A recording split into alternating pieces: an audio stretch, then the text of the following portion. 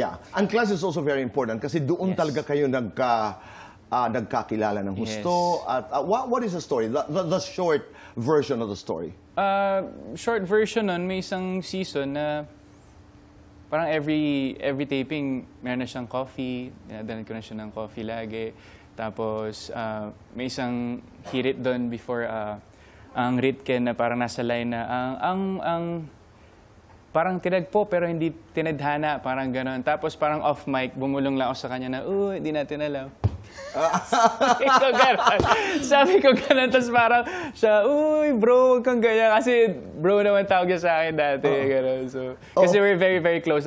Isa sa mga best friend ko talaga si Jules. So nag-umpisa kayo sa pagiging magkaibigan. Yes. Yun talaga yung foundation. Pero ikaw ang nauna, no? I mean, you felt earlier the love for her. Yes. Paano mo nalaman na okay? Paano mo nalaman na medyo, di ba, meron ding ibinabalik si Julian?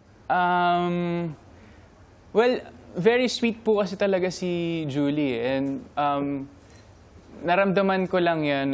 Siyempre, nung sinabi ko na parang nagkaka-crush ako sa best friend ko. So, siyempre, nung sinabi ko yun, parang nagulat din siya, pero parang ano naman. Saan mo sinabi sa show? Hindi po. In an interview? O sa phone? Phone ko. Sinabi mo sa kanya na nagkaka-crush ka na sa best friend? Sa best friend. Ano ang siya sagot? Yung best friend ko. Correct. Hindi pa siya masyado nakasagot, pero parang naramdaman ko sa paghinga niya sa phone na parang kinilig din siya. So. Okay. So doon na. There was no turning back. But do you remember kung kailan ka sinagot? I mean, kailan ka talaga sinagot ng yes? Yes, Tito Boy. Pero personally, gusto ko po sa amin lang. Okay. Handa tayo dyan. At saka basta pag nag-announce kayo dito, magkikita at mag-uusap tayo. Siyempre. Julie, ha? But I'm just so happy that both of you are doing very well. Both of you are healthy.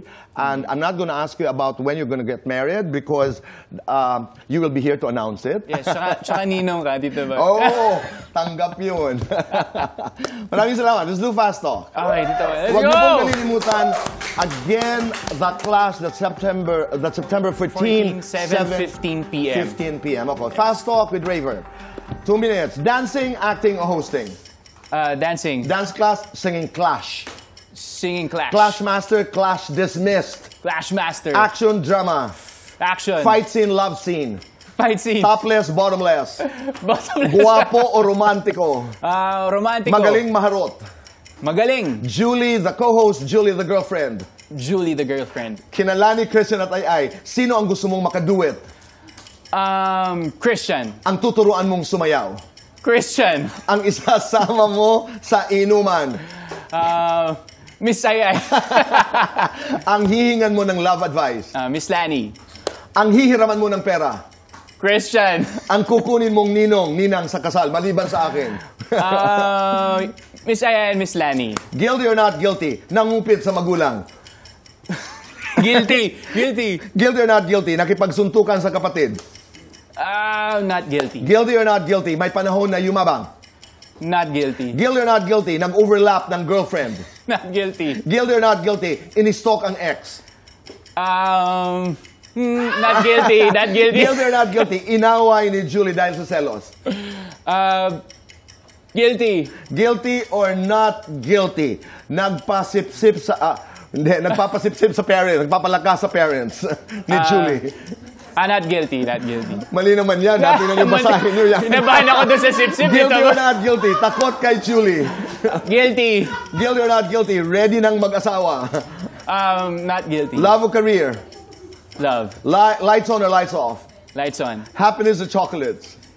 Chocolate. Best time for happiness? All the time. This year, The Clash is giving... something big and major. Wow. Okay.